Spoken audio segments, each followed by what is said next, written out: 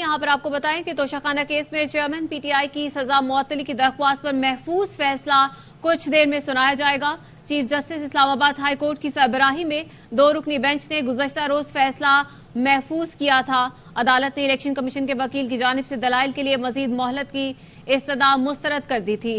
हुसैन अहमद चौधरी से मजीद तफसीलात जानते हैं। हुसैन बताएगा कब तक फैसला सुनाया जाए का इम्कान है?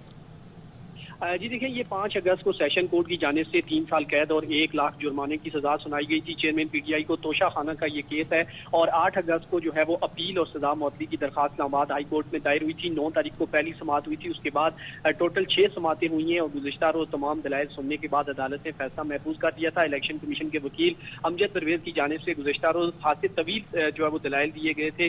3 घंटे के दलाइल के बाद उन्होंने समाअत मुलतवी करने की और इल्तवा करने की इस्तदा की थी, जिसे अदालत ने मुस्तरद करते हुए फैसला महफूज किया था और आज फैसला जो है वो सुनाया जाएगा। कुछ देर बाद ही बताया जा रहा है कि डिवीजन बेंच जो है वो केस की समाअत जो जिन्होंने की थी वो महफूज शुदा फैसला सुनाएंगे। चीफ जस्टिस आमिर फारूक और जस्टिस तारिक महमूद जहांगीरी पर मुश्तमिल जो बेंच है वो कुछ देर बाद ही महफूज शुदा फैसला सुनाएगा। अच्छा हुसैन अहमद चौधरी, गुज़श्ता रोज जो समाअत हुई थी उसमें जो दलाइल दिए गए थे, कुछ इस हवाले से भी हमारे नाज़रीन को आगाह कीजिएगा। जी देखिए, अमजद परवेज की जानिब से 3 घंटे दलाइल दिए गए थे और उनका जो मेन फोकस था वो ये था कि फैसला महफूज करने या फैसला सुनाने से कबल स्टेट को जो है वो नोटिस जारी किया जाए। स्टेट को अगर नोटिस जारी नहीं किया जाएगा तो उस वक्त तक ये मामला आगे नहीं बढ़ेगा। बार बार उनका ये कहना था, ताहम अदालत की जानिब से तमाम दलाइल सुनने के बाद फैसला महफूज कर लिया था और आज कुछ देर बाद ही ये फैसला सुनाया जाएगा। क्या हुसैन अहमद चौधरी इस हवाले से हमें आगाह कर रहे हैं, आपको बता रहे हैं कि तोशाखाना केस में चेयरमैन पीटीआई की सजा मुअत्तली की दरख्वास्त पर यह महफूज फैसला कुछ देर में सुनाया जाएगा। Chief justice Islamabad high court की सरबराही में 2 रुकनी बेंच है जिसने गुज़श्ता रोज फैसला महफूज किया था और अदालत ने इलेक्शन कमीशन के वकील की जानिब से दलाइल के लिए मजीद मोहलत की इस्तदा मुस्तरद भी कर दी थी। याद आपको दिलाते चलें कि 5 अगस्त को एडिशनल सेशन जज ने तोशाखाना केस में चेयरमैन पीटीआई को 3 साल कैद और 1 लाख रुपए जुर्माने की सजा सुनाई थी।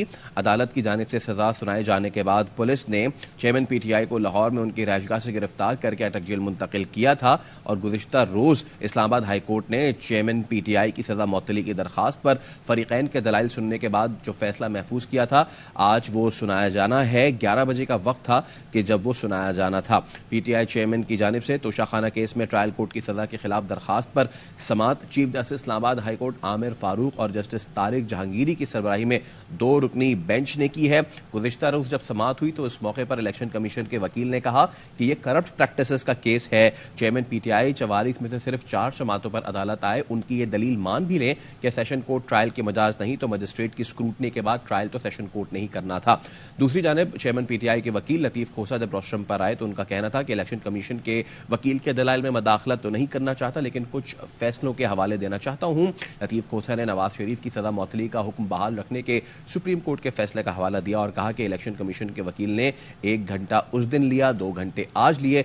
बादशाह फरीकैन के दलाइल सुनने के बाद chief justice Islamabad high court Aamir Farooq और जस्टिस तारिक महमूद जहांगीरी ने फैसला महफूज कर लिया जो आज सुनाया जाना है और अब वक्त 11 से ऊपर का हो चुका है कि जब इंतजार किया जा रहा है कि यह फैसला सुनाया जाएगा। बिल्कुल, और इलेक्शन कमीशन के वकील अमजद परवेज ने सजा मुअत्तली की दरख्वास्त पर दलाइल शुरू किए थे तो साबिक वज़ीर आज़म की सजा मुअत्तली की मुखालफत की थी और मुख्तलिफ कवानीन और अदालती फैसलों के हवाले भी दिए थे।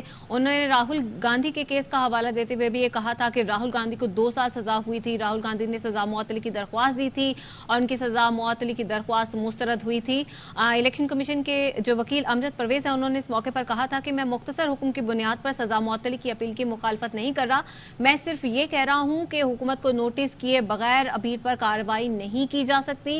कानून भी यही कहता है कि हुकूमत को नोटिस जरूरी है और ऐसे तमाम मुकदमात में 3 वकीला, वकील दिफा, वकील इस्तगासा और हुकूमती वकील की हाजिरी लगाई जाती है। इलेक्शन कमीशन के वकील ने मुख्तलिफ कवानीन और फैसलों के हवाले भी दिए और उन्होंने ये मौकफ भी अपनाया था कि इमरान खान की सजा मुअत्तली की दरख्वास्त में रियासत को फरीक नहीं बनाया गया। हुसैन अहमद चौधरी हमारे नुमाइंदे हमारे साथ मौजूद है। हुसैन, जरा बताइए जब से तमाम तर मामला हुआ है उस वक्त से अब तक क्या की पॉइंट्स हो चुके हैं?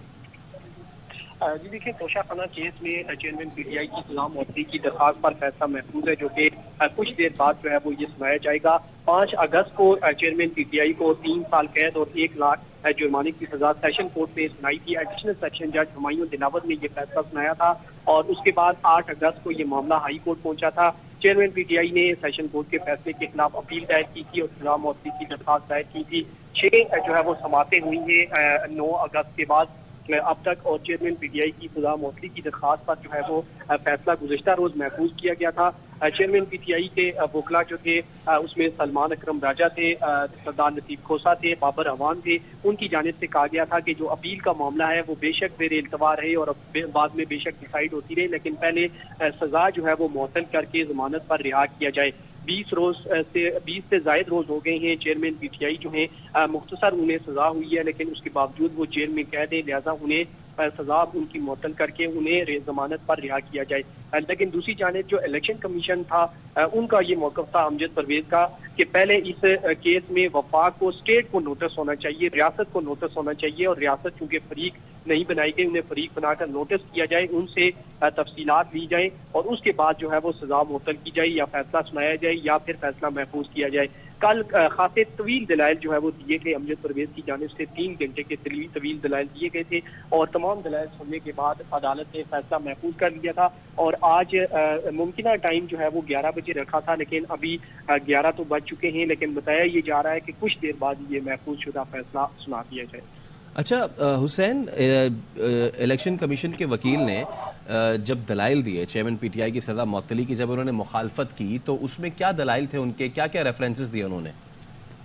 जी देखिए, जो चेयरमैन पीटीआई के जो वकला हैं उनकी जानिब से ये कहा गया था कि जो सजा है वो 3 साल है और 3 साल की जो सजा है वो इतनी ज्यादा सजा नहीं है, वो मुअत्तल हो सकती है और उसके बाद अपील में जो मामला है उसको जो है वो तफसीलन देखा जा सकता है। लेकिन जो अमजद परवेज थे वो ये कह रहे थे कि ये डिक्लेरेशन जो है उससे मुतालिक था और डिक्लेरेशन जो है ये छुपाया गया था और इससे मुतालिक पहले वफाक को, रियासत को जो है वो नोटिस लाजमी है। जब तक रियासत को नोटिस नहीं होता तब तक जो है वो सजा मुअत्तल नहीं की जा सकती। साथ साथ उनकी जानिब से ये भी कहा गया था अमजद परवेज की जानिब से कि तोशाखाना जो केस है उसमें 44 जो है वो समातें हुई हैं, जिसमें चेयरमैन पीटीआई जो है वो टोटल 4 मरतबा जो है वो उनकी जानिब से वो पेश हुए हैं। उन्होंने बिल्कुल भी इसको सीरियस नहीं लिया, संजीदा नहीं लिया और उसके बाद जब आखिरी दिन भी फाजिल जज ने उन्हें बार बार मौका दिया, वो पेश नहीं हुए, जिसके बाद उन्होंने फैसला महफूज करके फैसला सुनाया और उन्हें सजा सुनाई। ठीक है, हुसैन अहमद चौधरी इस वक्त हमारे साथ मौजूद हैं और कुछ ही देर में ये फैसला भी सुनाया जाएगा। 11 बजे का वक्त दिया गया था, 11:15 हो चुके हैं और इंतजार किया जा रहा है इस फैसले का। और गुज़श्ता रोज जो समाअत हुई थी उसमें इलेक्शन कमीशन के जो वकील थे उनकी जानिब से दलाइल दिए गए थे। उससे पहले हमने देखा था कि उनकी जानिब से बीमारी का उज़र पेश किया गया था, जिसके बाद वो पेश नहीं हो सके थे और जिसके बाद जो चेयरमैन पीटीआई हैं उनके वकील की जानिब से एतराज उठाया गया था कि ये बहाने बनाए जा रहे हैं और इसको डिले किया जा रहा है, ये डिले टैक्टिक्स अपनाई जा रही हैं। और गुज़श्ता रोज जो समाअत हुई उसमें इलेक्शन कमीशन के वकील पेश हुए थे अमजद परवेज और उन्होंने अपने दलाइल भी दिए थे और उन्होंने सजा मुअत्तली के हवाले से कहा था कि वो ये नहीं कह रहे कि फौरी इस पर मुख्तसर सा फैसला सुना दिया जाए, लेकिन मैं उस पर कुछ दलाइल देना चाहता हूं कि इसमें रियासत को यकीनी तौर पर फरीक बनाया जाए। और उन्होंने ये भी कहा कि नैब के अपने प्रोसिक्यूटर मौजूद होते हैं जिन्हें सुना जाता है और नैब कानून में पब्लिक प्रोसिक्यूटर का जिक्र ही नहीं है और पब्लिक प्रोसिक्यूटर की बात CRPC करता है। उन्होंने ये भी कहा मेरी यही दरख्वास्त है कि हुकूमत को नोटिस जारी किया जाए और कानून में शिकायत का लफ्ज ही नहीं बल्कि रियासत का लफ्ज इस्तेमाल किया गया है। उन्होंने सेशन कोर्ट के बराह रास्त दरख्वास्त सुनने के नुक्ते पर दलाइल देते हुए ये कहा था कि ताज़ीरात पाकिस्तान के तहत किसी भी जुर्म का ट्रायल होना ही CRPC के तहत है। तकरीबन 50 सालों में करप्शन और करप्ट प्रैक्टिसेस की शिकायत आज तक किसी मजिस्ट्रेट के पास नहीं गई। उन्होंने ये भी कहा कि मजिस्ट्रेट के पास तो किसी शिकायत पर ऑर्डर पास करने का इख्तियार ही नहीं है, मैजिस्ट्रेट सिर्फ अपने दायरे इख्तियार की दरख्वास्त पर ही ऑर्डर जारी कर सकता है। चीफ जस्टिस आमिर फारूक ने इस्तफसार किया कि आप कह रहे हैं कि शिकायत फाइल करने में कोई कोताही हुई भी है तो उसका असर ट्रायल पर नहीं पड़ेगा। अमजद परवेज ने इस मौके पर कहा कि जी मेरा यही नुक्ता है कि ट्रायल तो अदालत ने ही करना है, चाहे मैजिस्ट्रेट के पास फाइल हो या बराह रास्त। अब इंतजार किया जा रहा है तोशाखाना केस में चेयरमैन पीटीआई की सजा मुअत्तल होगी या नहीं।